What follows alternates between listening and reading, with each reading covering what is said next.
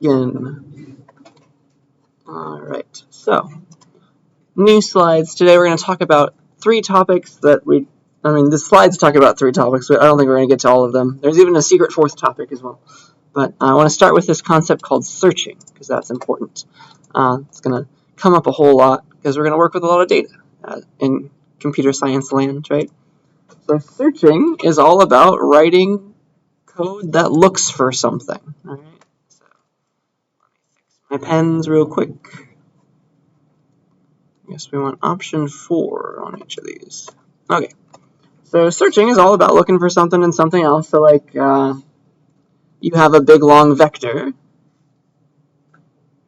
and you want to know like, hey, is 42 somewhere in there? Like that's a searching problem. That's kind of something you would want, right? And you can search through other things, like we talked about linked lists. You're probably reading about them too in your book when you're reading about pointers. So like you can search through a linked list for 42. There's a bunch of different kinds of data structures that might hold things that you might want to look into. And you'll have even more fun when you take CSCI 41. There's plenty more things to search through. So let's break it down. Like we want something, we want to find something. Let's come up with some algorithms to do that finding. All right. The most obvious way, like say you have a vector or an array and you want to look for something inside of it, the common way that I'm sure you're thinking of in your mind is called linear search. All right. This is when you just go from left to right and look for the thing. It's very, very obvious kind of the implementation, but it has a name. All right. So let's do this one. Let's say that this is my vector v and it holds these things.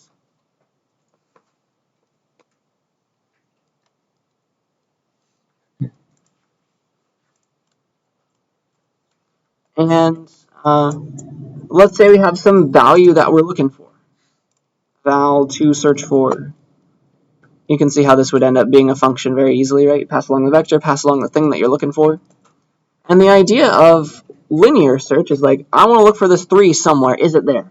So you got to inspect. Just go from left to right. Work with the indices. Start at index 0. Is it there? No. Index 1. Is it there? No. Index 2. Is it 3? Is it 4? Okay, fine. It's there at index 4, 5, 6. So if one way to do this is to just check every index from left to right, and doing that process is called linear search. And here would be the declaration of that kind of function. It's like, give me a vector, give me what you're looking for, and then I'll give you back. You can give back bool, like true or false, did you find it or not, but a better thing to do is to give back an int. We'll give back the index where we find it. So if the value is there somewhere in the vector, returns index the first time we find it. Otherwise, return -1. All right, because that'll be a special value that can never be an index, right? So it's nice to get the index back, because then you can go and change it if you wanted to. So that's perfect. And so that's linear search, and so it's just like go from left to right looking for this 3, because who knows where it is. Yeah. Linear search is the best you can possibly do. It's the most optimal algorithm for this kind of process when you have no clue what the vector looks like. If the 3 could be anywhere, you are forced to check every index. Yeah. I hope that makes sense. That's the best you can do if the element could be anywhere. You can do better, and I'll show you that later if you have some guarantees about what's in that vector. All right? So let's start making a library for searching. We'll make a searching.h file that holds the declaration of our linear search function. We'll make a searching.cpp file that holds the implementation of our linear search function. And then we'll make maybe a main.cpp file that uses our library and actually searches for something in a real vector. So let's do that. I will make a new file, and it will be called, let's do the header file first.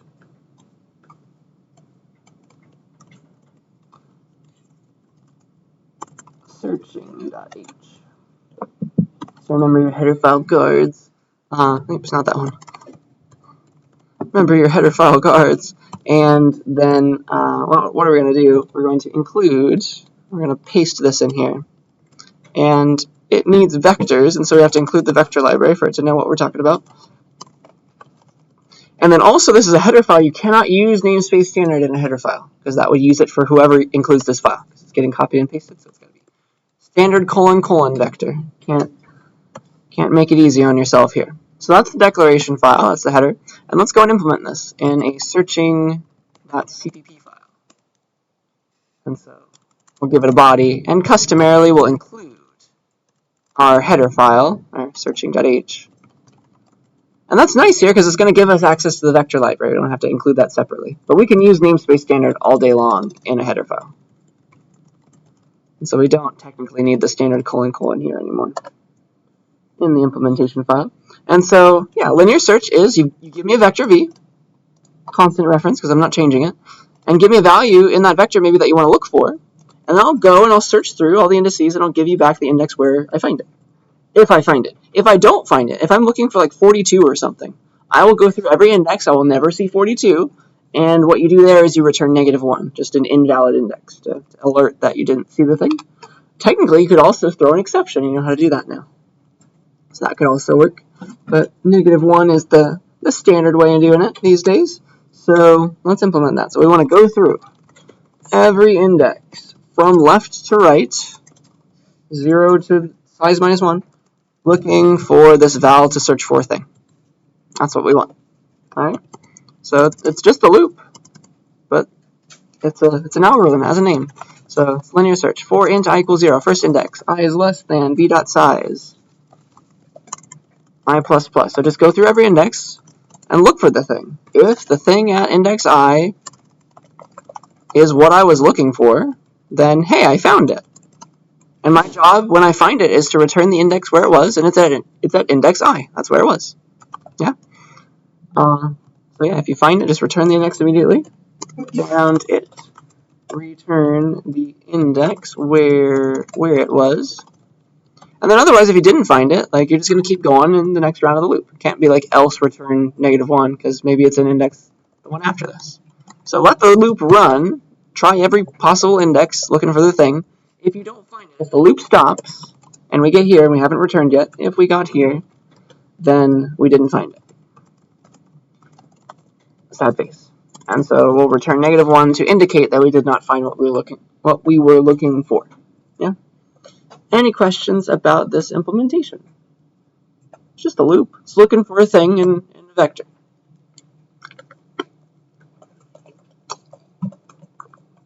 All right, so let's make a main.cpp file to run this. So I'll include our library, which will include the vector header for us automatically, which is great. So I'll make a vector of ints v equals 8675309, and then I will linear search. I will call linear search on v looking for 3, tell me its index. And so hopefully we're going to get back index, was it 4, right? 0, 1, 2, 3, 4, yeah. So we should see 4. And if we linear search for something that's not there, like 2, we should get that it didn't find it. So to compile all this, right, here's the main file, we got the implementation file here, and then we've also got the header file. So we got like a header file as well, declaring the thing, and here's like the implementation of the thing. A lot of files, 3 of them, but we need to compile the implementation files together. So main.cpp and searching.cpp together into your final executable called, let's call it searching this time. Why not? Boop. And then, if I run this, we do see our 4 and our -1. Okay? Any questions about any of that? Not too horrible, I hope. That's linear search.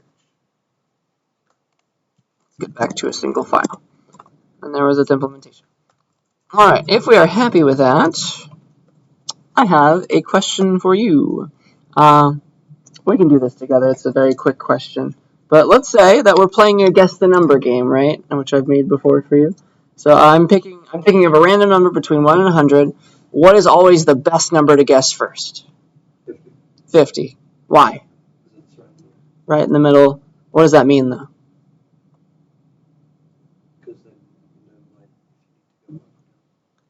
Yeah, it's close.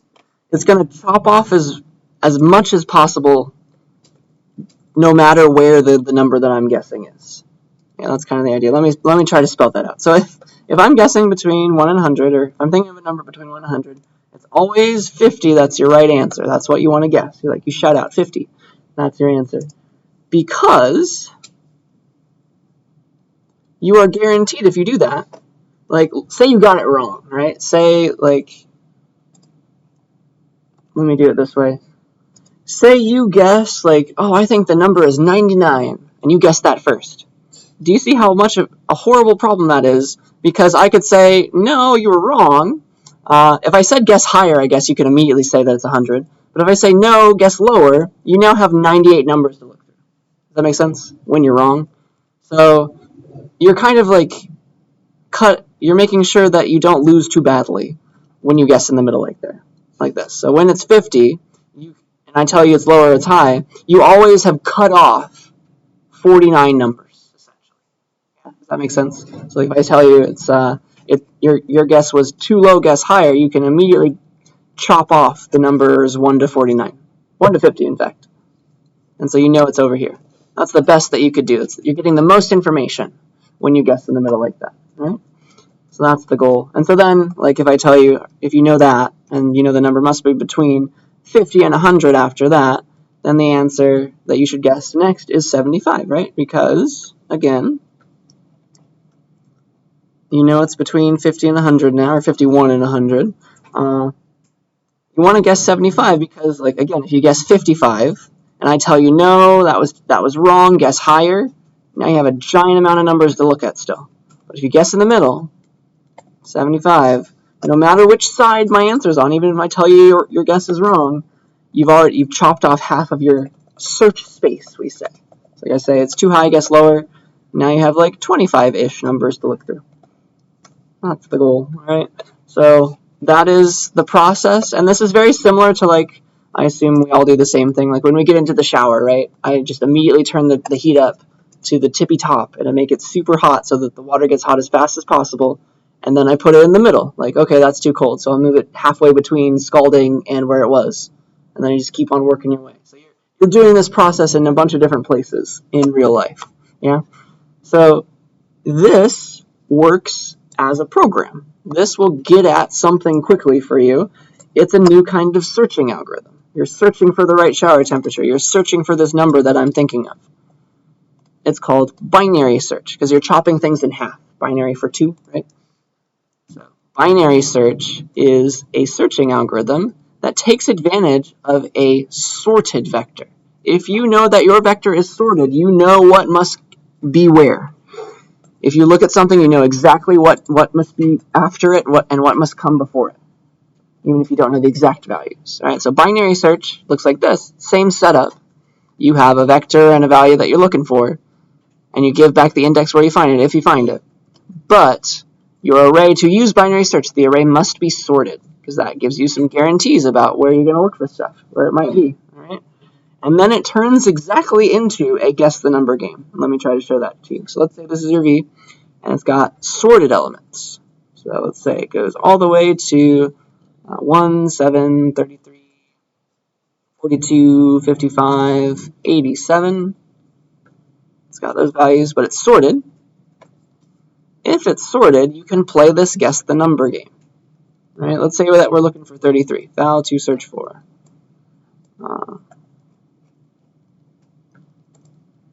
This might not be the best example, but it's going to get at it as quick as possible. This is a much faster algorithm than linear search. I just want to tell you that off the bat. So the game that you play here for binary search is you check the middle of your search space, we say. So at the very beginning of time, you've not inspected the vector. You have no clue where anything is. You just know it's sorted. So like your search space is the whole darn thing. It's like from here to here. My value could be anywhere. It's like you have that range that you're looking through. But you try and chop off half the range every time by guessing in the middle. You're like, all right, my search space is the whole darn vector right now. I'm going to guess in the middle. So you calculate the middle index, and let's just say, for sake of example, that the middle thing was 42. You got to pick one side of it. Let's say we picked 42, right? So you inspect 42, and you're like, oh, compare that to what you're looking for. I'm looking for 33, and you know immediately, right, that if this 33 is anywhere, it's between here and here. Does that make sense? Because the vector is sorted, you know it can't be anywhere over here. You just cut off half the array, half the vector. That's the goal. That's the beauty of binary search. All right. Move that down so we can still see the V. Oh, darn. Doesn't really work. Oh, well. But you get the idea, I hope. So, alright, we're still looking for 33. Now we have this smaller vector to look through. Alright, let's look in the middle of that. It's like, okay, 7. I see 7. So then, alright, compare the 7 to 33. Oh, okay, I'm looking for something bigger. So now you know, after 2 looks, that, alright, if the number's anywhere, it's between this index and this index. And then, of course, the middle of that vector is the 33 itself, and you'll find it. Okay? Does that make sense? You're going to chop off, you're always going to have a sub-vector, sub-array to look through, some indices, some range, and then you look in the middle of that and compare it to what you're looking for, and that'll help you chop off half of the thing. That will have your search space every time, and you'll very quickly find something. Okay? So that's the goal. And so let's talk about how we might implement this. Alright, so let's make the vector again. Let's go back to blue. You have to save somewhere, like, what is the range that we're looking through right now? Like, what is our search space? 1, 7, 33, 42, 87. So here's my vector again. Again, we're working with indices. Let's do it. Let me try and spell it out. 3, 4, 5. There. And then let's say that the value we're looking for this time is like 55. Okay? So what we're going to do, we need to set up the fact, like, we don't know where it is right now. It could be in the whole vector. We need to set up our range, our search space. So we're going to make 2 indices. We're going to make a low index and a high index, and that will always tell us, like, the lowest index where the thing could possibly be, and the highest index where the thing could possibly be. So at the beginning, low is 0, and high is 5, because it could be anywhere between. We have not inspected the vector yet. Then, in a loop, we're going to keep checking the middle of our current search space, because low and high will keep changing to represent the fact that we've, like, chopped stuff off. So your first step in this loop is to check the middle element between low and high. So you're going to calculate the middle index. What's the average of low and high right now? So, like, your first guess, your first index to look at, first guess is equal to 0 plus 5 over 2, essentially. And that will give you integer division. It'll give you 2. Yeah. So that means your midpoint will be index 2, and you'll look here first. That's your mid. That's your first guess. And then you'll compare that to your 55. You'll be like, oh, I need to change my search space. So using the mid as the guide, like, all right, I need to guess higher. So I need to chop off all this stuff. So I need to change my low and high index. So, like, what are we going to do? We're going to move low to be here now. Does that make sense? It's like, it wasn't 33, it was bigger, so the low index should be from here on, and then high can stay the same. It could be up there. For all I know, the last index could be the 33. But this becomes our new low index, and I'll draw that differently. I hope we see that working. So here's the array again. 1, 7, 33, 42, 55, 87. Cool. And what have we just done? We've moved the low index to here. Low is 42. That's the lowest index where it could possibly be now. We're looking for 55. High stayed the same, and we've just chopped off this half of the array. Isn't that beautiful? And then the next round of the loop will have mid be the average of these 2 indices, and I think you can imagine it's going to be straight looking at the 55. We'll inspect that, compare that to what we're looking for, and be like, oh, there it is. I'll return that index. So you only need to inspect 2 things in this size 6 vector, and you've found what you were looking for. Isn't that beautiful? It's a very fast operation, binary search. It's faster than linear search. We're taking advantage of the sortedness. All right? Any questions about that? So you just have this loop, and it just continues until you find it or you don't find it. All right? If you don't find it, the way that you know you did not find it is that the low and high indices will pass each other. You'll be like, here was low and high, like, low will be index this, and then high will become some smaller index than low. Like, that makes no sense anymore.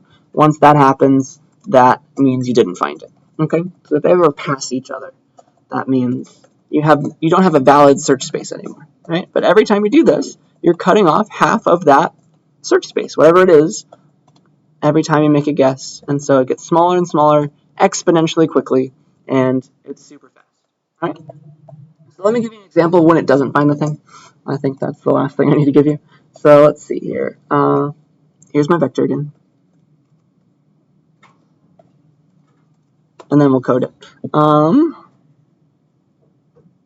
Let's see here. I want this. Let's make it as long as I can. 1, 7, 33, 42, 55, 87. Whee. I've got indices 0, 1, 2, 3, 4, 5. So I'm running my binary search algorithm, and let's say I'm looking for something that's not there. Let me show you what's going to happen when it doesn't find it. Say we're looking for 12. All right. So we start off our search space. Low is index 0, high is index 5. We have no clue where this thing is, but we're going to look in the middle first. So the first midpoint is the average of these, 5 plus 0 over 2. That is with integer division, index 2. There's my midpoint. There's my first mid, in fact. Let's call this mid 1. And then, like, I compare that to the 12 that I'm looking for, and I'm like, all right, that's smaller. So I better search over here, right? I better search in this way. So I'm not changing the low index, but I'm changing the high index this time, right? Move it around. So I want to chop off all this part of the array. So I will move the high index to here. This is high 2, right? Because it wasn't 33. We know it's smaller than the 33, in fact. So if it's anywhere in this, if it's anywhere in this array or vector, it's between here and here. And we're not going to find it, remember. Okay. So, all right, low is here, high is here. Let's compute the average of those. What's the midpoint? 0 plus 1 over 2. That'll give me index 0. So this is going to be my second midpoint. You have to find some middle if it's even-sized. But integer division will select the left side of the middle, I guess. Mid 2. And so I'll compare the 1 to my 12. I'm like, oh, I'm looking for something bigger. And when you're looking for something bigger, you're going to change your low index. All right, so here's like the setup.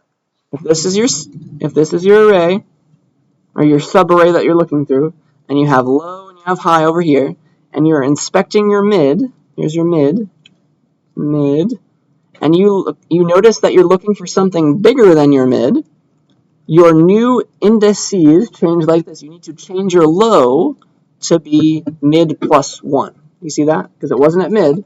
So your new low becomes mid plus 1, that index. Does that make sense? That's what's going to happen. You don't want to change the high. That's fine. Because we want it to be something bigger. High is already large, as large as it can be.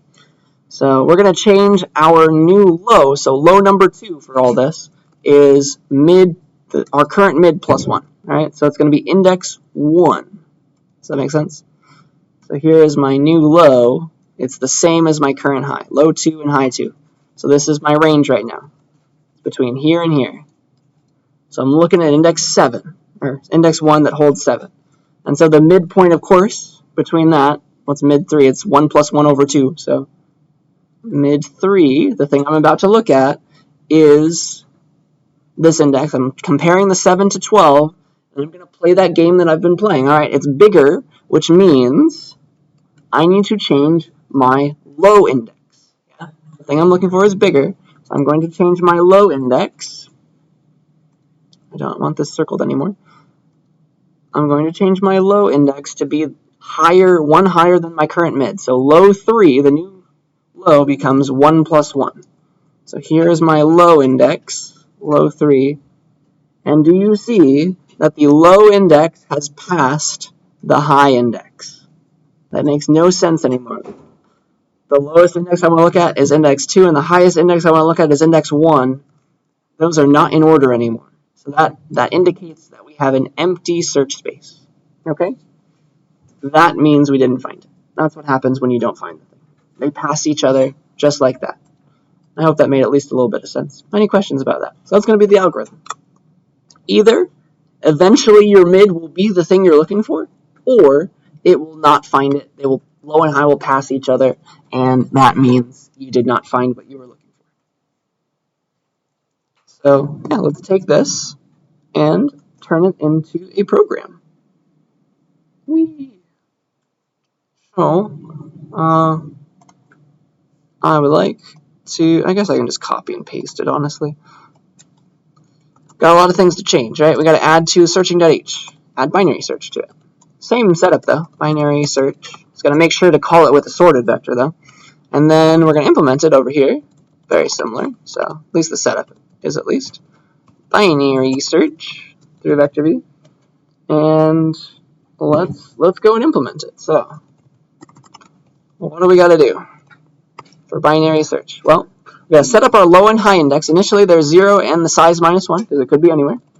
So, initially, the search space is the whole vector v. So, 0, high is v.size -1. So, those are the valid indices where it could be. And then we would like to just keep searching, right? While, and we'll come up with the condition in a second. So as long, repeatedly until we're done, do the following, right? Get a middle element and look at it, change high and low, okay? So we got to calculate our middle element. What's our midpoint index? That is low plus high over 2. And then what's the value at that midpoint? Mid-val is v at mid. Go there. It's like the first time we see it, it'll be our 33 for this example. We're going to compare that to our value and change low and high, change our search space depending on what we see. So what are our options, right? We've got to compare the value at the midpoint right now to the value we're looking for. So if, maybe it's smaller. If the value we're looking for is smaller than the thing I see right now, what does that mean? That means it was like this example, right? Where we saw 42, but we were looking for 33. So we want to search to the left. We want to chop off the right half, search to the left, which involves moving our high index, all right? That's going to involve moving our high index.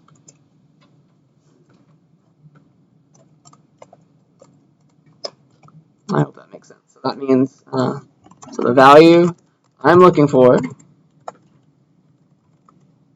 is smaller. I need to look to the left.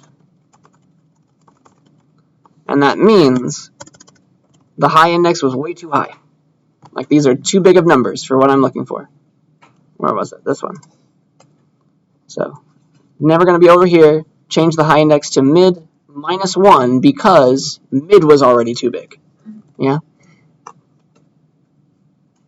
Definitely going to be to the left of that. So high equals mid -1. So that's that one. The flip side of that is else if it's bigger, the thing I'm searching for is bigger than this thing I see in the middle. So that would be this example. I see 33, but I want 55, and so that means I better change my low index. The smallest index where it could have been is index 3. That's one more than my mid, right? High stays the same. So this is the opposite of all this. The value I'm looking for is bigger. I need to look to the right. And so that means change your low index to be mid +1. Because mid was too small, it's not here. The first place where it could have been was one after the mid. That's the next place I haven't checked yet. Alright, so there's that one. And then we have one last secret third option, right? Else, if it wasn't less than and it wasn't greater than, we found it. It was equal to. The mid value was the value we're looking for. So else, we found it.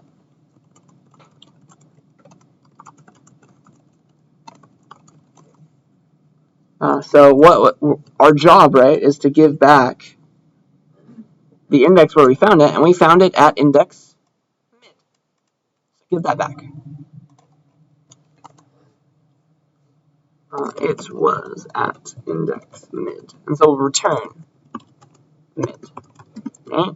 And so this is the game we want to play until our search space messes up. So eventually, if we find it, it'll hit this return, and we'll return. But if we don't find it, low and high are going to get funky, okay? So they're going to pass each other. If that ever happens, we want to stop this loop and return -1.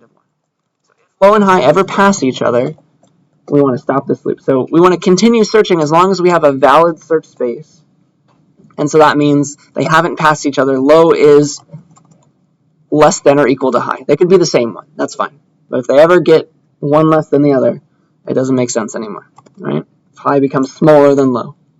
So keep searching as long as you have a valid search space, as long as low is less than or equal to high. Right?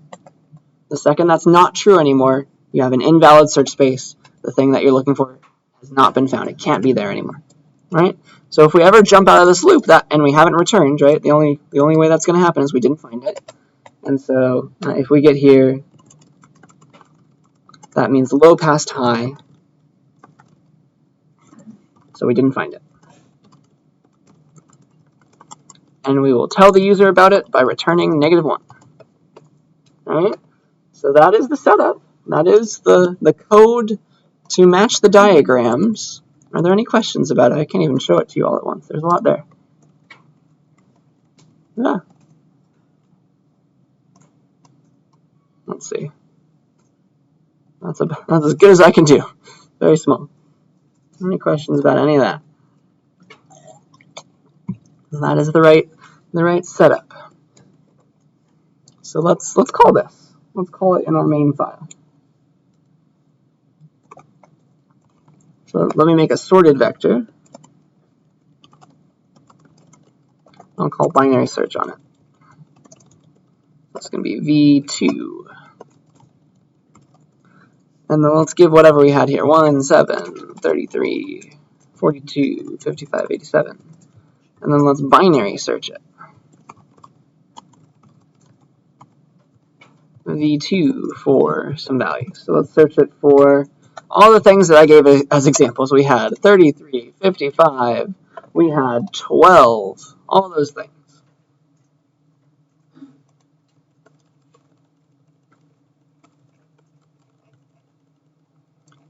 And it should hit all the right places and give us back what we were looking for. So again, there's a lot of code involved, but that's what we're running on all these.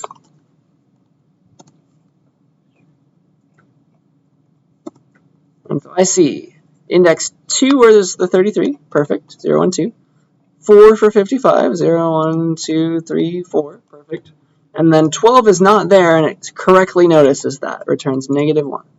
And it does it very fast. All right, so that's pretty fun.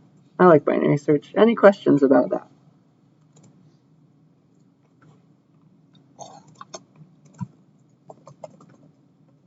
All right. This game that you play when you're searching for something in a binary search kind of way applies to more than just looking through a vector. So here's a really cool example of one thing you can do, and I want you to come up with the specifics. I'll show you the rest later, but you can use a binary search style process to compute the square root of any number. That's pretty cool. Let me try and trick you into figuring out how. So let's pretend that we want the square root of 49. I know we all know the answer, right? But let's pretend we don't know what it is, the square root of 49. We'll just make some guesses, right? Let's make a first guess that the square root of 49 is 5, okay? We know that's not a good guess, but how can you tell? How can you tell without understanding what the square root of 49 is? How could you figure out if your guess was too high or too low? So please discuss that with your neighbors. So like you make a guess that the square root of 49 is 5. How would you figure out like that was too low of a guess, too high of a guess, when you have no clue what the real square root of 49 is? So if you did, you could just immediately give back the answer, right? So you're trying to make a guess that it might be 5. How do you know that that was too low? Discuss with your neighbors, see if you can figure out a way that doesn't involve square roots to figure that out.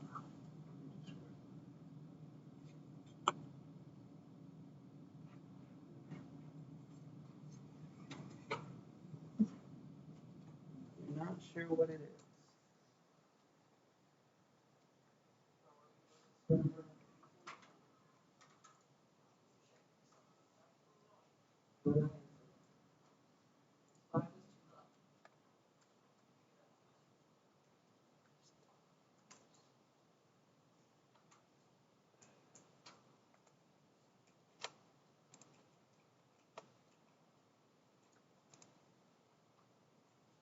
You don't have to write it down anywhere, just like discuss.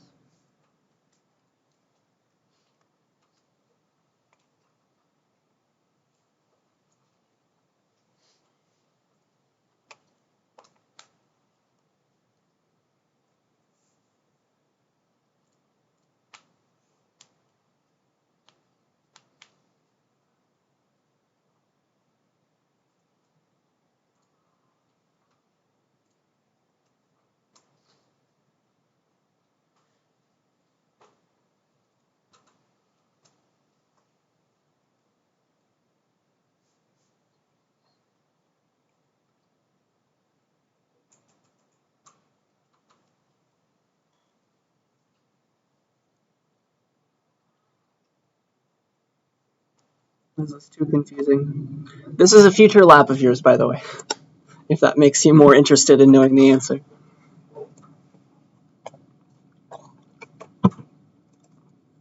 Yeah, what are our thoughts? Anybody figured out? Yeah. You could square 5 and compare that number to Yeah. whatever you're trying to square. If you don't know the square root, if you don't know how to calculate that, you probably know how to multiply. So that is the secret. I don't know this answer, but I can transform this equation into something I could figure out, right? If I just square both sides, that becomes a get questioning like, is 49, how does that compare to 5 squared, 25? And do you see how it's smaller? And now immediately you know like 5 was not the right answer. Because the definition of a square root, right, is if you multiply it by something, it becomes that original number. Yeah? If you square it, it becomes that original number. It becomes 49. So conclusion.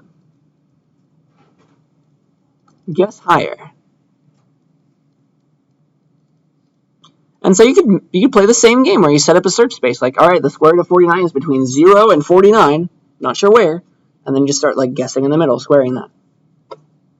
And eventually you will hone in on the right answer. It's really cool. So this is going to be a future lab of yours. I can't remember if it's the one I'm going to give you today or not. Probably not. But we'll see.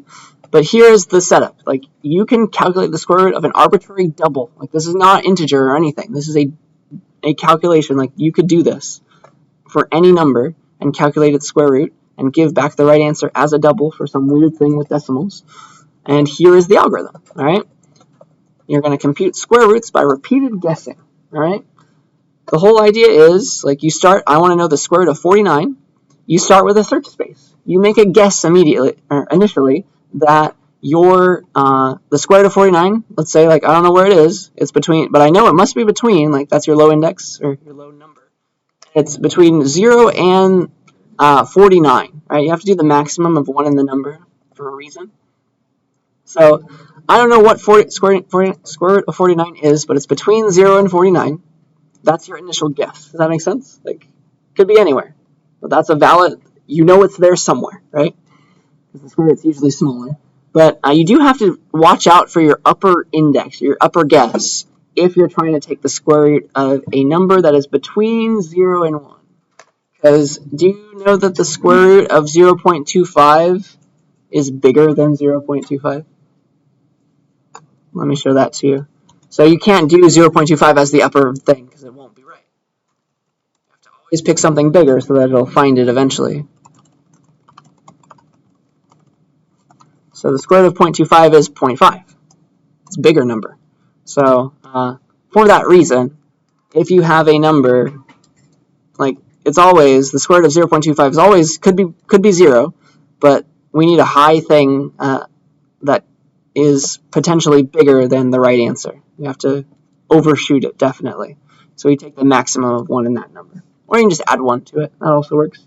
It's like, your upper range can't be 0.25 because that's not right. You're never going to find the 0.5 as the real answer. You got to make it 1 instead. So that's the setup for the start. And then you just repeatedly check if the middle of your current search space is close enough to the square root. And so you're going to square it and see what's there. All right, so let me try and walk you through this. So let's say that we're trying to calculate the square root of, let's say, 2. I need to draw the graph of square root as accurately as I can right now. So here is 1, here is 2, and then here is the square root of all those things. Gosh. So we know that the square root of 1 is 1, so that's fine. And then here's like the square root of, and then here's 2.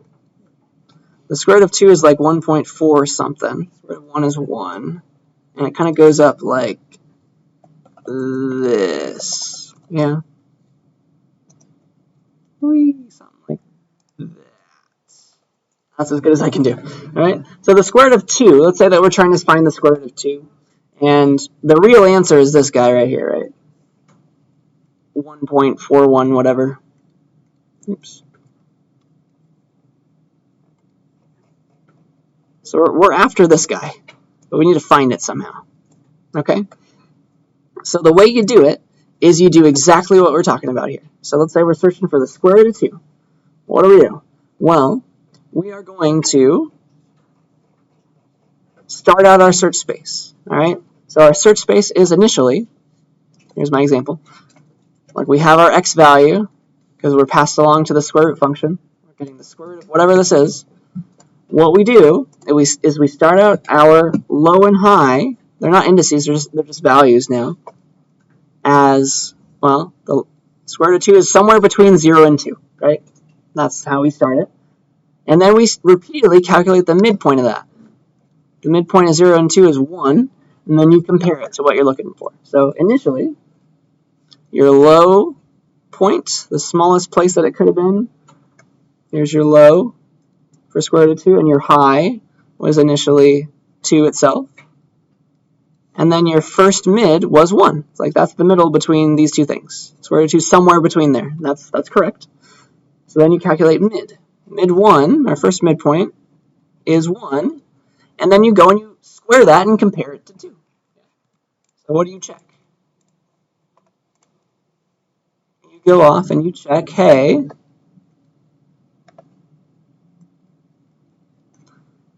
you do 1 squared, your mid squared, compare that to 2, because you're trying to see, like, if this was a good enough approximation of the square root of 2, its squared should be very close to 2.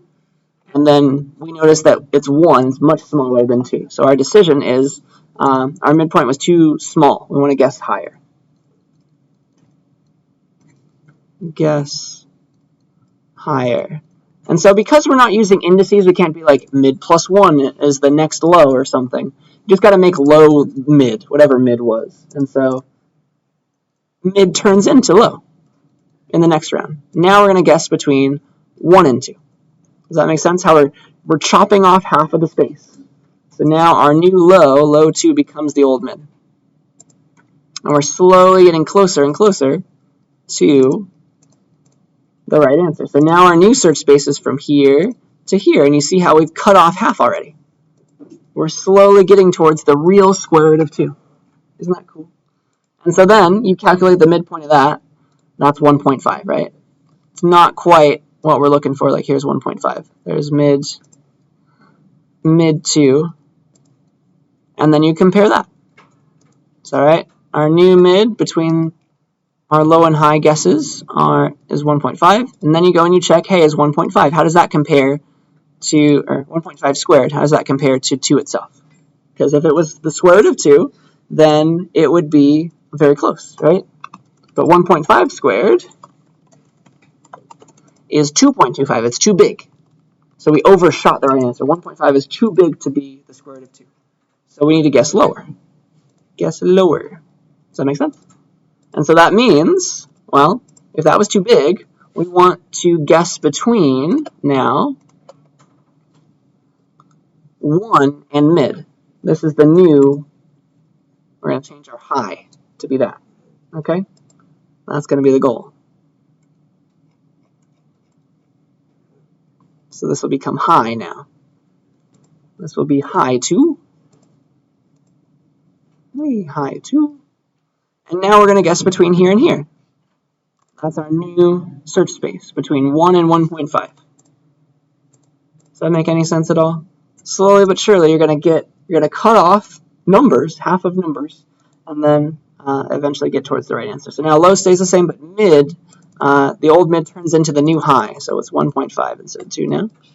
And so we're still like the the invariant is that we are always, low and high are always bounding the square root. They're always, low is always smaller than the real square root, and high is always bigger than the real square root, right?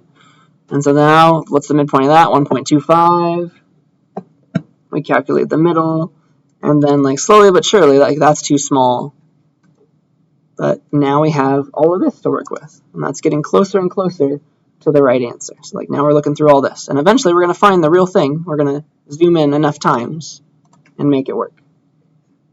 But for this round, we'll try 1.25. So you square it, and you check like how does 1.25 squared compare to 2? It's a little too small, so you'll guess higher this time. And so that means this becomes your new low, and so you've decided that the square root of 2 is somewhere between 1.25 and 1.5. Do you see how you're getting closer and closer every time you do this? And so dot, dot, dot, you'll play this game a bunch of times, and eventually your mid will get so close to the real square root of 2 that it's good enough for your purposes. So you can stop once, like, mid squared minus that original value is, like, really small, the difference. So, like, it's the absolute value difference is less than, like, 0.001. So that means you've calculated the square root correctly to, like, 3 decimal places, to 4 decimal places. That's good enough, let's say, all right? That's the goal, right? And so you're just going to keep on replacing either high or low with your old mid, and eventually you're going to zoom in on the real square root. Isn't that fun? Just starting off with a horrible guess, you eventually zoom in enough to get at the real square root. Are there any questions about that? It'll make more sense, I think, when you're forced to do it in the future lab. But that is the beauty of the binary search style process. That's so cool, I think. And the reason this works is because the graph of square root is monotonically increasing. It's always going to go in order. You can never overshoot yourself. It's beautiful. So you could also use the same algorithm to calculate cubed roots, other things like that, as long as they have that same pattern to them. All right. So if we're good with that, I would like to start teaching you a completely different concept, and it's going to really help us compile things now that we have a bunch of files. It's called makefiles. It's really helpful. So we have to go back to like how compilation works to get here. So remember this diagram from like the second day of class? What does a compiler do? All right. So a lot of people, we say this colloquially to mean like I'm compiling all my code together into one file and executable. But really, a compiler's job, the job of the compiler part of G++, is to take a single program file, a single .cpp file, and translate that to ones and zeros, your machine code, your object code. So you give it one file at a time, like you give it searching.cpp. And you compile that, just that. G++ compiles just that for a split second. You give it main.cpp. I know we're giving both at once, but really C++ is compiling these separately, secretly. Right? That's what compilation means. You're going to get a single program file, and it's going to output object code or machine code for that one file. Right? And then once you have those, like you have your searching object code, you have your main file object code, you link them together. There's a linker baked into G++ as well that does that. That combines your programs, and then also like your IO stream, all those things that we were using, the vector library. All that stuff has been pre-compiled for us. It's been written for us, and that's linked in at linking time with all the libraries that we use, and then all the code that we wrote, all the separate files. And then once the linker is done, do you finally have a final file to go and run machine code that's executable? /searching. So that's the setup, all right? So secretly, G++ is doing all of this. It's taking searching.cpp, making object code, taking main.cpp, making object code, and then linking together after that compilation phase is done for each file. It's linking that, all that stuff together, all those object files, object code stuff together to a final executable file that you can run. Okay, so that's the process, and that hints at something. Let's say we have a big, long, just imagine you have 1 million files, right? And you change just one of them, all right? You change just one of them, because here's what we know how to do. Like, Let's say we have 3 files that we're compiling. Well, x.cpp, we've got to give them all to G++ right now. y.cpp, z.cpp. Here's all the code. And maybe I only made a change to x.cpp, but what G++ is going to do when I give them all like this is the only way I know how to compile it right now, to give them all. It's got to like take x.cpp to the new machine code, the 1s and 0s for x.cpp. That's object code has .o extension, by the way, so it's x.o it creates. And then like y and z are along for the ride. It has to recompile all of those to machine code, so into y.o and z.o. All that fun stuff. And then it links that all into, I guess I'm calling it blah. It's going to link them all together. Do you see how, can you imagine that if you had a million source files, a million .cpp files, and you only changed one of them, do you see how much wasted effort that would be? To have to recompile every single one of those, the ones that you even didn't change, into object code all over again, and then link it. Because that's this two-step, two-phase process that's really happening for G++. So this is why compilation is really slow when you have like lots of files and you're compiling things for the first time. It's like it's got to do all this from scratch. And then if you keep it like this and you keep this inefficiency, you have to, like, it's going to take hours. It could take you hours to compile millions of software, millions of source files to make your final software thing. Okay. So we want to not do that. All right. That is inefficient. Let us actually separately make those .o files manually. Okay. So here's how you do it. Let's go through object files as an intermediary. Let's make that ourselves. So you can tell G++ to do only compilation, to not do any linking. Just make a .o file by giving the -c command, -c flag. So that tells G++ to compile this thing only, please. And you just give the name of the file, and it will automatically make a .o file with the same starting name. Okay. So that will generate machine code for that one file, 1011, blah, blah, blah. And the goal is you only need to recompile what you change. Like if you just make a change to x.cpp, you need to recompile x.o for sure, but you can keep the old y.o and z.o. You can compile those separately and keep them there as a real file somewhere, right? So these .o files are the compiled machine code forms of just those original implementation files of just x.cpp. y.o is the compiled form of just y.cpp. Same for z. All right? And then you could force G++ to link those together in another call to it. Linking is super fast. That's lightning speed. It's compilation that takes time. So we want to save time by doing this separately. Okay. So once you have all of your .o files, you can link them together by saying G++ one last time. Just give the .o files and say -o, what do you want it to be called? And it will just link them for you. And that's super fast. Right. So once you have all the .o files, you have your x.o. You got your y.o, you got your z.o. Then you can link them with this call to G++. That will just call only the linker to bring them all together into a final executable code, executable file called whatever you wanted to call it. Apparently here I'm calling it exec file name. Okay, and that's the linking stage we're hooking into there. So it's a multi-step process, which is kind of unfortunate, but in the end, it makes it faster to compile things if we do it this way, right? So just imagine you had a million pieces of code, a million CPP files. This is the way to do it, I promise, all right? It would take you hours otherwise to compile it every time you make a single line change to just one file, all right? So let me remove everything. Let me remove all of the compiled files, just searching right now. And then here's what I'm going to do. I will say G++-C. I'm going to only compile. I'm going to say just make object code for my 2 CPP files. G++-C for main.cpp. And so that, you see it made main.o there. And then I'll do the same for searching.cpp. You don't have to do it for the .h file because it's getting copied and pasted, remember? So just the relevant things that you would have given together to G++ before, we are smarter now. So make searching.o as well. So we made all those separately. And then once we have all our compiled object code together, we can link them, and this is a very fast process. The bulk of the work was the compilation. So we can say G++, give the two object code files, main.o and searching.o, and then say -o, what do you want it to be called? We were calling it just searching, I think. Oh, did it? Oh, man.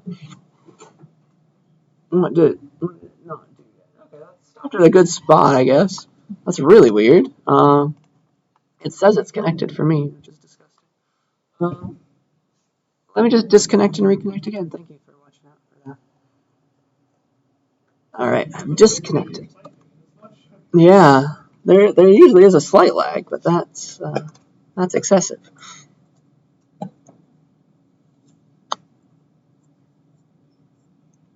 It's trying to reconnect.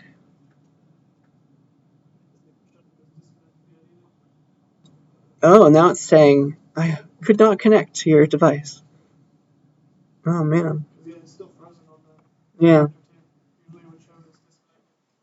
Yeah, something weird has happened. I guess it's the box's fault. But I have all right, if it's gonna play these games, I have an answer. We have cables for that. It'll just be a little ugly as far as my setup goes. Sorry for the technical difficulties. I guess this is a computer science class. You get to learn about those too.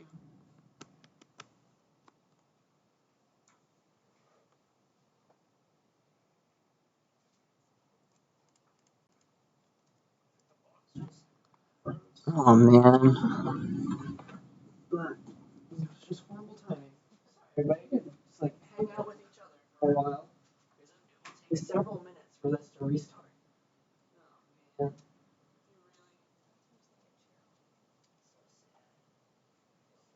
Stand up and run around. Or we can all just go on Zoom because that's the one thing that works right now.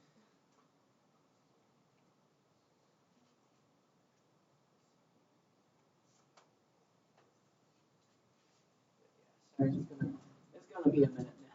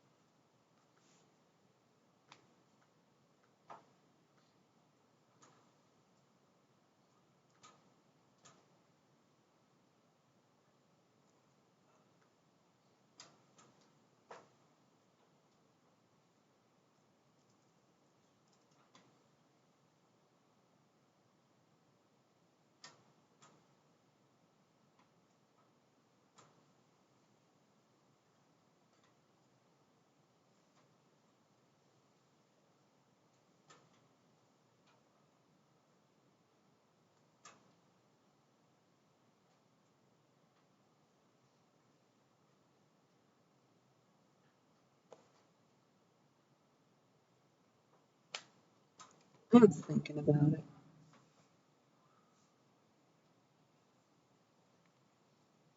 It takes the cable by as priority, so should be happy eventually.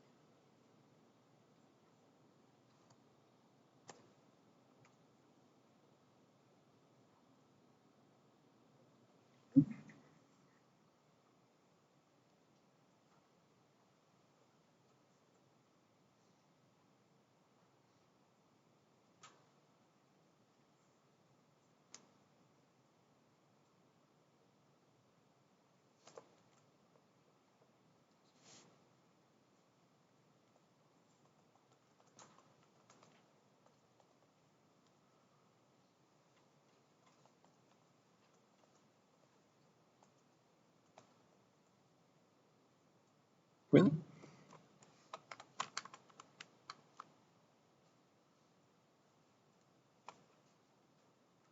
That's impressive. It doesn't even like the cable anymore. All right. I used to love the cable. Alright, let's do wireless again then.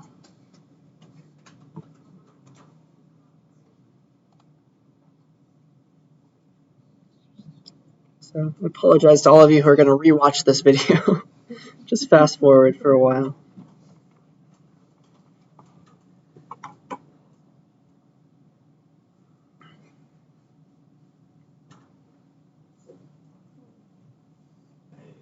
Alright. Yay. Alright, so here's where we left off. Thank you for putting up with that. So we were here. We made these files. We made all the .o files. Now we just want to link them. I'm going to link them with this. Just say G++ one last time, but give the .o files instead. G++, main.o, searching.o, and then what we want this thing to be called, we were calling it searching. So that's the setup. And now we have finally made, in a very roundabout way, our executable file. We can run it, and it works just as it did before. And what do we gain by this? Just imagine there were not just 2 files to compile, but millions. Alright, so let's go back to main.cpp. Let me make one change to main.cpp. So let me search for something else. I don't know. What was it? Let's search for 87. And so now I have made a change to main.cpp. I have not touched searching.cpp. So I can keep the compiled form of searching.cpp and just recompile main with a -c. G++ -c. Oh, now my zoom is in the way. G++ -c main.cpp. And that will make a new version of main.o, which I can just relink now with the old version of searching.o into a file called searching, and it will get that change. I did not need to ever touch searching.o, recompile it, and just imagine then I have my new output. Just imagine that I need a million files to work with. That is the way to do it. Separate compilation and then link them all in one fell swoop at the end. Okay?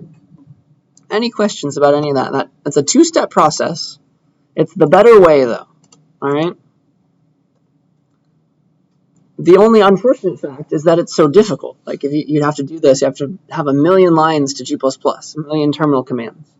And so that's where this thing called makefiles comes into play. In a makefile, you write a little mini program about how you want to compile your code, and then you just write it once, and then it will automatically run it for you and do the separate compilation stuff. Right? So makefiles, they look like this. It's a new language. It's not C++. It's the makefile language. But it's very important. They automate recompilation or just initial compilation. So here is an example file, example makefile, and it's its own little weird language. It's not C++, that's for sure. First of all, a makefile is code like this in a file that is called exactly makefile. Like the name of this file is called makefile with a capital M and no extension. That is what it's called. And what it has inside of it is comments with a number sign, and then a bunch of little things that look like this. These are little chunks called, I'll call them recipes, right? They're little rules to make some piece. It's like, you want to make main.o, here's what you do. You want to make foo.o, here's what you do. You want to make the final thing called prog, you need these things, and here's what you do. All right, I'm about to explain all of that in detail, I promise. But that's what a makefile is. You write this once, and then it will automatically do the separate compilation, the -c's, the -o's, the linking. It'll do that all for you, which is great. So you get the best of both worlds, of all the worlds, if you use a makefile. Right? So that's where we're going. That's why we're learning it. And so let me teach you how these rules work just by, with a real-life example. All right. So makefiles are made up of a bunch of rules / recipes. And so here's what they all look like. There's always something you want. Usually it's the name of a file. It's called your target. It's like, I want prog, I want foo.o, I want main.o. That's the first thing you write. And then you put a colon. And then you space separate all of the ingredients that you need first to make that thing. It's like you gotta go to the store and get all these things first. And then once you have them, you tab over. This is a tab. Vim will do this I think Nano will also do it automatically for you. You must tab over. This is not spaces. It's a very old file format. You have to tab over, and then you give as many command line commands as you need to make the target from the ingredients, from the requirements that you are guaranteed to have. It wouldn't run the body without them. Right, so that's the goal. And so let me show you just an example of like how to use makefile rules to make like a peanut butter and jelly sandwich. All right. So let's say I want to make a peanut butter and jelly sandwich. I'll call it PB_J, and that's the name of my target. That's what I want. Then I say colon, and I give as a space-separated list on the same line all the things I need to make peanut butter and jelly. So I need, what are my ingredients? I need peanut butter. I need jelly. I need bread. I need all these things first before I could ever hope to make a peanut butter and jelly sandwich, right? I need a knife, maybe a plate. I'm not sure. But then, once you have all your ingredients, you're like, I need those things. Then you tab over and you give as many lines as you need to create peanut butter and jelly from the ingredients. Right? That's the goal. So it's like you give all your steps. Open the peanut butter and jelly jars. I think it's a very long recipe though, right? We know that now. Get out 2 slices of bread. But you give as many things as you need to eventually end up with a peanut butter and jelly sandwich. That was your target. That's your job to make that with this rule, right? And the beauty of a makefile is you just say what you really want. You say, hey, makefile, make me peanut butter and jelly. And then it will go and it will look at all the ingredients and it will be like, you don't have any peanut butter right now. And what it will do for you is it will look for a peanut butter making rule. It will run that first. It's really cool. So if you don't have peanut butter, it will go and search for a peanut butter rule. It's like, all right, how do you make peanut butter? You need peanuts and a blender and maybe salt. And then, like, you tab over. Blend peanuts. That's how you build peanut butter with those ingredients, right? Put in jar.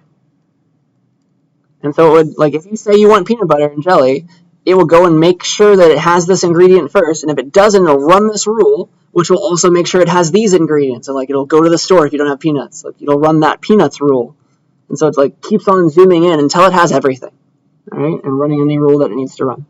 And, like, what's the rule to make bread? I don't know.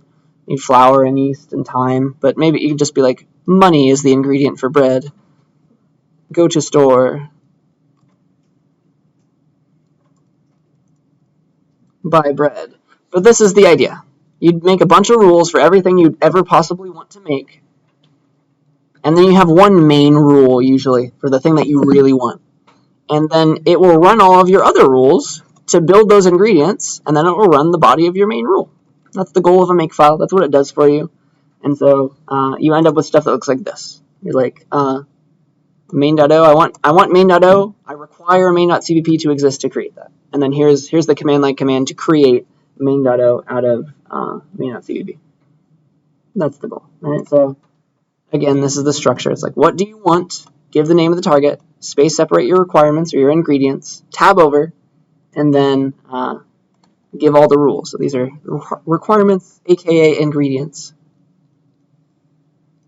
And then you tab over and you give all the command line commands to eventually end up with the thing you want. So like you can give a bunch of them to partially make the thing, and then eventually you have to end up with the thing you wanted, right? That's the goal of a rule. It's got to make the thing. So yeah, so like the rule, for example, for main.o, like here's something I might want, main.o. In order to make main.o, I first need main.cpp. That better exist. And there's no way to make that. Like the user better have made you that file, right? And then how do you create main.o out of your requirement main.cpp? Well, it's just a g++ -c with main.cpp. That's how you make that rule. Okay? Any questions about that? So you make a bunch of rules that look like this. Making foo.o out of foo.cpp, and then here's the rule to run that, to create it. And then you can give one last rule to make what you really wanted. Like, all right, this final program, it requires the object files, main.o and foo.o, and if they don't exist, it will make them for you. It'll run these rules automatically. Awesome. You just got to worry about, all right, assume you have these things. It won't run the body unless you do. It'll go and make them if you need them. Using those ingredients, make the thing you wanted. So just link in this last stage, okay? That's the goal. And so that's what makefiles are all about. You just say make prog or make the thing you really wanted. It will compile. It'll do the separate compilation. It'll build every intermediate step. It'll just do what you want. It's really, really cool, right? And makefiles also they'll do it the right way too, just like we were doing it. So it knows when things changed. It's able to watch like file modification times. It knows like if you just change main.cpp, it's not going to recompile searching.cpp. It doesn't need to. It knows that. So it's super efficient. It's really great. And it knows how to make requirements that they don't exist yet, and there's a rule for them. And so like if anything ever changes, make will only ever run the relevant rules. And I need to tell you about that, by the way. It's a command line command that uses a make file. So it's called make. You say make on the terminal, and that goes and it looks for a command line, or it looks for a file called makefile. It looks for your makefile, and then you give it whatever rule you want to run. Like you say make prog, make main.o, make searching, whatever you want to call it. You give it the name of the rule you'd like to really create, and then it'll go and run all the rules to build it, and maybe make some intermediate ingredients if those were required and you didn't have them yet. It's just really, really powerful and super, super cool. All right, so that's what a make file looks like, and you'll use the make terminal command to interact with the make file. So you just make this once, and it will efficiently compile your code until the end of time. It's very, very helpful. Any questions about any of that?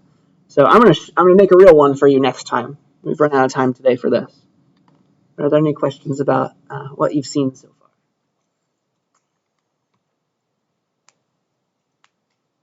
Alright, so that's where I want to stop. We'll come back and we'll do more makefile stuff later. But I would like to give you your next lab if you'd like to get started on it. This will be due in 2 weeks. Lab 9.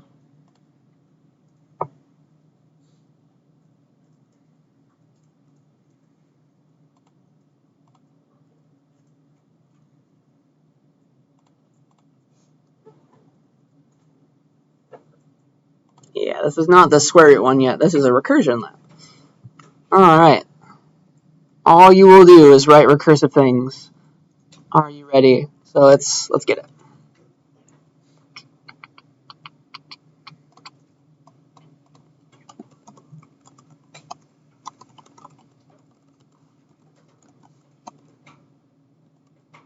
You got these 3 files in your lab, and you're going to be implementing all of these recursive functions that are defined in the header file in the implementation file.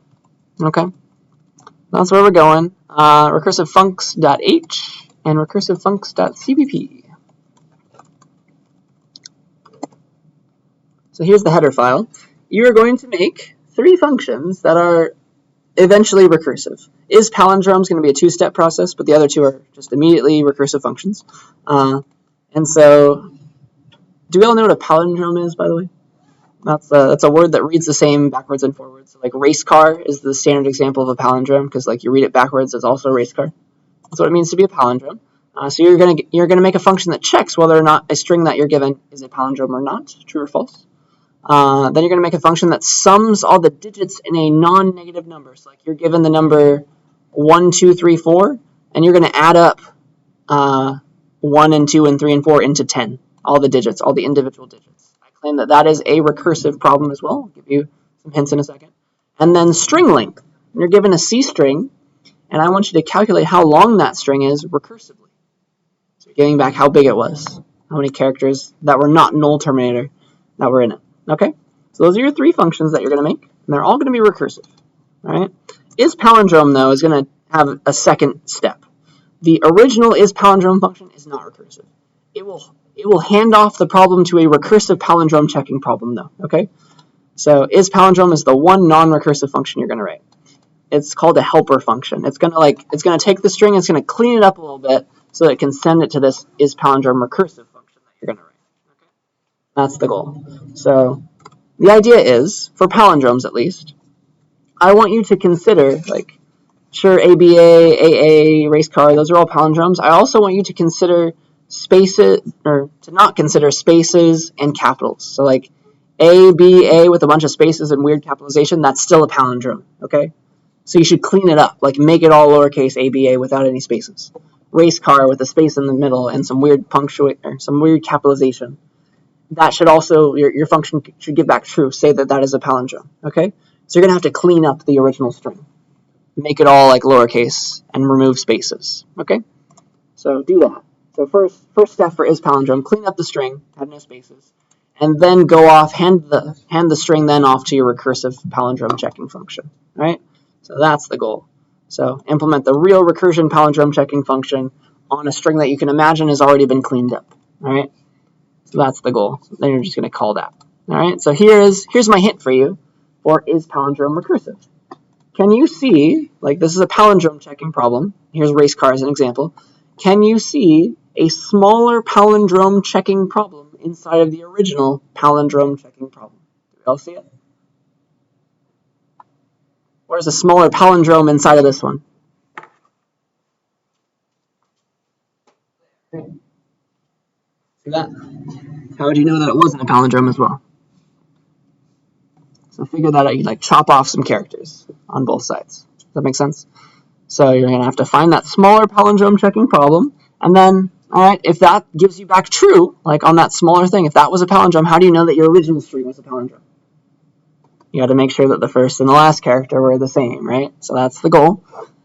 There's going to be multiple base cases, like what's the smallest string? What are some small strings that you immediately know whether or not they're a palindrome or not? You'll have to worry about that. That's your question.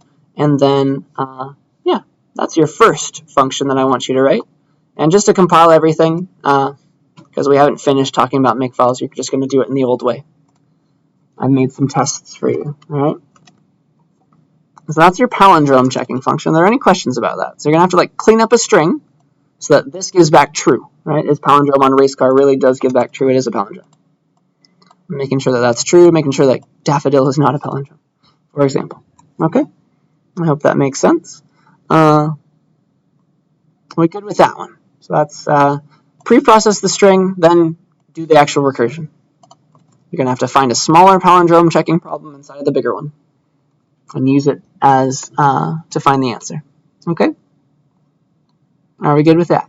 So if we are, the next problem that you're going to solve is the sum digits problem. Right? You're going to sum up all the digits of a number. So for example, if somebody calls sum digits on 123, then you're going to give back 6 because that's the sum of all the digits. 1 plus 2 plus 3 is 6. This is a recursive problem. Do you see how, if you're solving the problem on 1234, you're supposed to give back 1 plus 2 plus 3 plus 4 in the end? Do you see how you could break that down into sum all the digits of 123 and then add your 4? See that? There's a smaller sum digits problem inside of the bigger one with a smaller number. See that? And that's the hint there. And then you're going to need to figure out a base case as well, like when do you have no digits to sum, something like that. When do you know the answer immediately? Any questions about that? So this will take some thought. You're going to have to figure out how this is recursive, how to break it down. But use my diagrams as a guide. That's sum digits. And then finally, string length. It'll take a C string. So if you call it with a C string ASDF, then it should give back 4 because the null terminator character does not count as anything. So an empty string's length is 0. That's probably a very good base case. And then here's kind of what you're going to do. So like, notice how if you're solving this problem, get the length of the string hello, that's equal to 5. That's just one more than the size of a one size smaller string. See that? Here's a smaller string length problem that you could run into, that you can hand off the issue to. Okay? You see how you might use that for a recursive case? You're going to generate the smaller string, figure out its size. Your original string was one bigger than that. So there's your recursion. Go back to my example code to figure out how to extract a smaller string from this string S, because you got to use some pointer arithmetic stuff, right? Remember that S is a pointer to the first character in the C string. That's what it means to be a C string. It's represented as a pointer to its first character. So you got to watch out, like, figure out if it's empty or not, right? You can use strlen, you can use, like, is the first character the null terminator? You're going to have to watch out for emptiness. That's my hint for your base case. But everything else, make the smaller string recursive call. Add your 1. Any questions about any of that? Definitely start early. This is going to take some time to wrap your mind around the setup, all right? But once recursion clicks in your brain, I promise, like, these diagrams are very helpful. All right, but I made you a bunch of tests for all this stuff. And just get them to pass. That's all. So sum digits, like 1 plus 2 plus 3 is 6. The rest of these, string length, all these fun things. Just get them all working, and that's your grade. Okay? Got to be recursive, though. It's cheating if it's not. So yeah, the only thing that you're turning in is the recursive funcs.cpp file, that implementation file, and that's that. That's your lab 9 about recursion. Any final questions about any of that stuff? All right, that's all that I've got for the day. The rest of the time is yours to get started.